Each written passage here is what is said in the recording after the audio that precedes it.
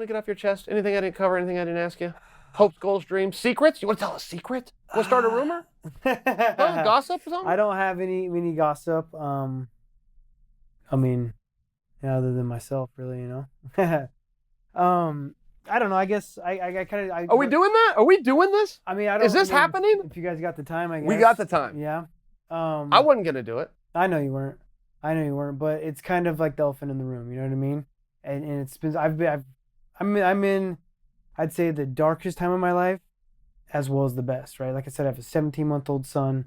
And that's been a great distraction for me. Thank goodness for him. Because it's been tough, man. It's been tough for me to be downstairs with Juan and show my face,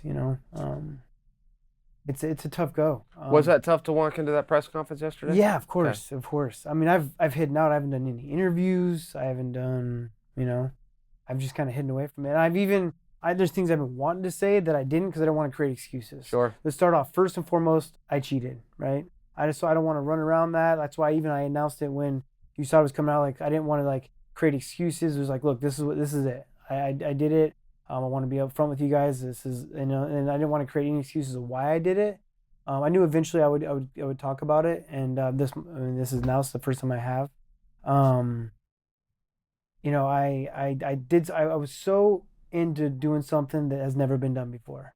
Not the 2 champs. Obviously, I wanted that more than anything. I wanted to prove I'm the best in the world, but was also to drop that weight class. I'm a lean 135er. I wanted to drop the weight class to go 125s. And I played it off on how easy it was going to be. I can do it, no problem. I did this. I've always cut weight. And I pushed my body to the extreme. About 6 weeks out, my body started to crash. I started to get tired. I started feeling that I didn't want to wake up for practice. Sure. And my hematocrit was crashing. I test everything. I test my hair for toxins. I test my saliva for my hormone levels. I want to be the most optimal athlete I possibly can. And I started crashing, and I tested my hematocrit. I was down in the 30s, which I normally walk around like a 45. That's low. Yeah, very low. And so I was down in the 30s, high 30s, but on the verge of becoming anemic. I decided to take something I knew I wasn't allowed to take.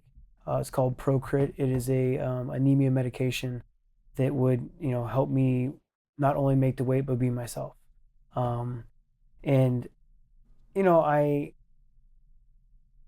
I'm not mad I did it because I don't think I could have taken the fight. I'm obviously going to own up that I cheated. I got caught.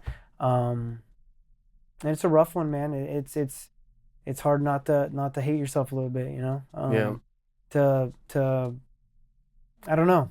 I'm not. It's a tough one. May I ask you a couple of questions? Yeah, please. Yeah. Okay. Yeah. Well, certainly the reaction of the community took you on a roller coaster too, right? Yeah. And it started with the haters. Yeah. But then it kind of went back. I mean, Cub Swanson came out. He made one statement about it. And he said, TJ, we forgive you. Yeah. And a couple of other guys said that too. They go, hey, guys, quit kicking Dillashaw. He manned up about it. Yeah. Many people have been through this, but he admitted to it. Let him go. Mm-hmm. And that chorus began as well. But I mean, there's got to be where I hear what you said. I can just relate. Just in case I have any new members. Same boat, same substance. I don't know if you know that. Procreate. Yeah, when you say I know exactly what that is. Active ingredient, Epogen, Yes. EPO. Yeah.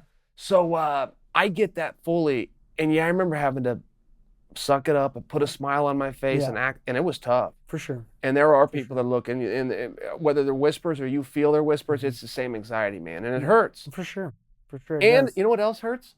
When you know you earned it. Yeah. When you know you earned it. Yeah. And what I think what hurts even more is my wife having to deal with it. My coaches that had no idea that they're definitely deal with it. Like Sam Calavita got so much backlash because obviously he's my strength and conditioning coach. He does all this testing and all this shit. I wasn't going to bring this to him. This is something that I decided to do on my own. I trusted in the wrong people. I wanted something so bad that I was willing to make. And the real shitty part, I mean, again, I'm not creating an excuse. I fucked up. I did it, right? Is the fact that I never took my body to anything that was unnormal. Like I said, I walk around about a 45. The highest I ever got my hematocrit back to was 46. It wasn't like I was above unnatural levels. The highest a human body can even go naturally is 50. I see down here people giving Juan Archuleta the eye because they not drug tested him. They made him do all his levels, and his hematocrit's at 48. And so make sure to drug test that guy. Obviously he's in my camp, so they're gonna want to drug test him. But that's because he trains hard. We knew we were altitude training, all these things. So that's one that really stings, is that, I mean, I cheated, whatever, you know, like I gotta get past it. It's gonna be tough. And I understand people that are gonna ridicule me for thinking that I did it in the past, all this stuff, but I deserve that for taking that on.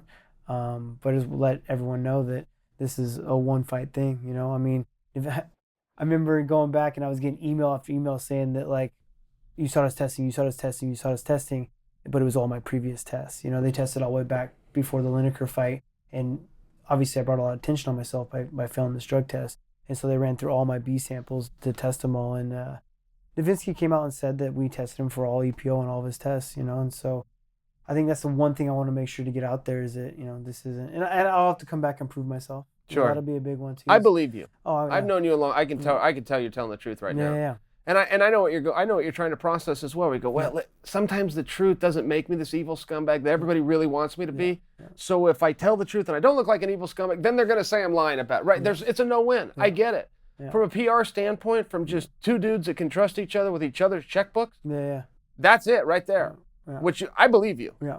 And you did make a mistake. I get it. And I've been there, and there's plenty of other people making that mistake right now and not being caught. Of course. And some of them are even pointing fingers at you. That's the way I already that it goes. I already know they are. For sure. Yeah. No, that's one thing. I've said that about cheaters before. I go, we always know our own. Yeah. We always know our own. Mm-hmm. And maybe we don't say it, but we know. Mm-hmm. We can look at somebody.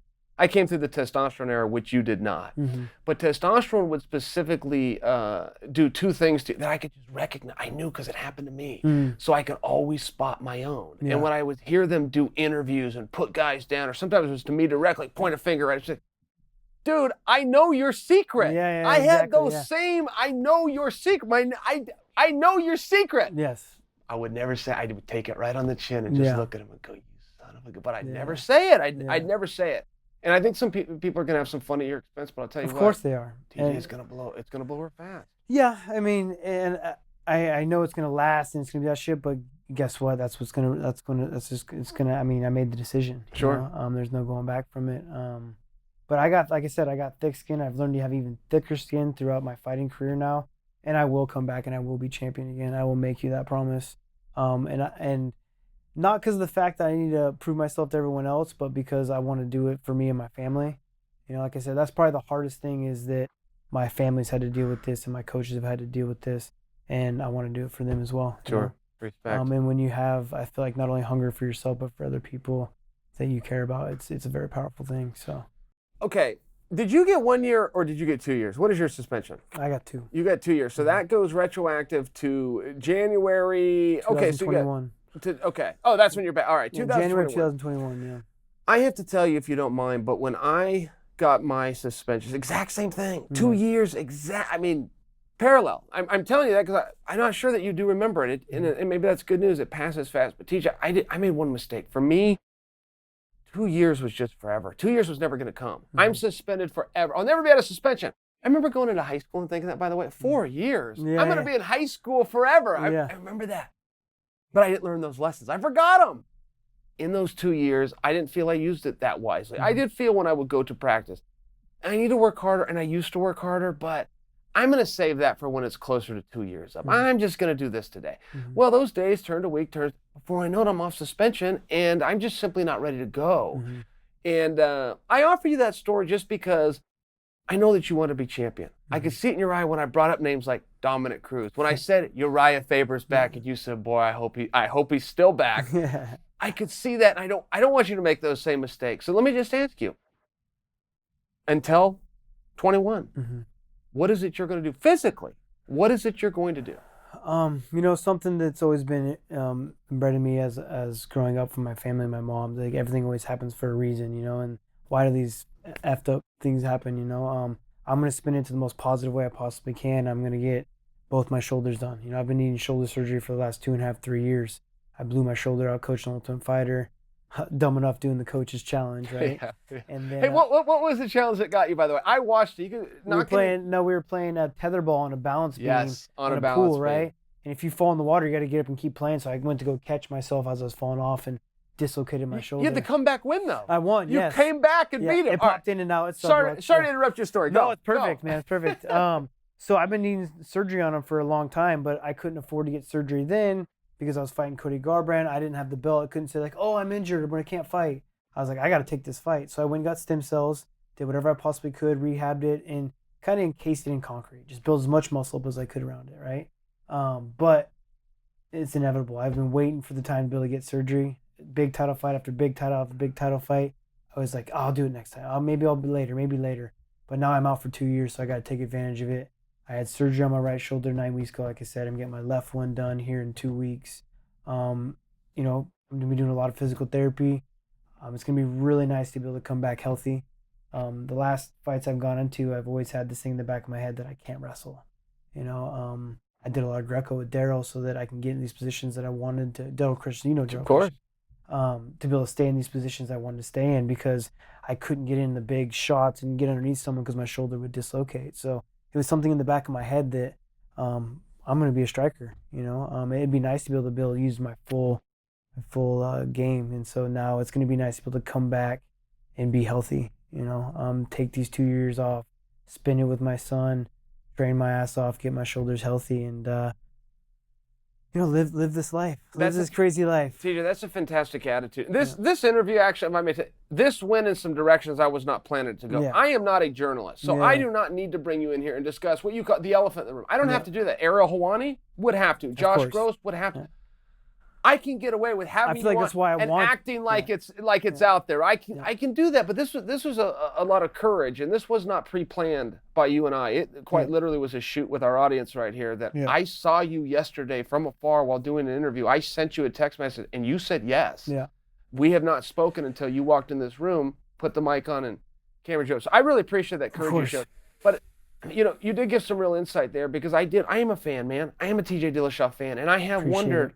Is he going to come back? Hell yeah. Or is he going to fall in the same mistake that many have? And I happen to be one of them. 2 years is just too far out. Yeah. And so I'm happy to hear that. Do you like a comeback story? I love a comeback story. Who doesn't like a good comeback story? Who doesn't love a good comeback story? Love me or hate me, this is going to be a great comeback story. Well, and you're such a nice guy, but you are public enemy number one. Oh, when you come back, you'll Why have do you think 3, I'm dressed 4, in all 5. black? Believe me, you're going to have 3 or 4 or 5 guys saying, come on in, man. We've been waiting for you. Good.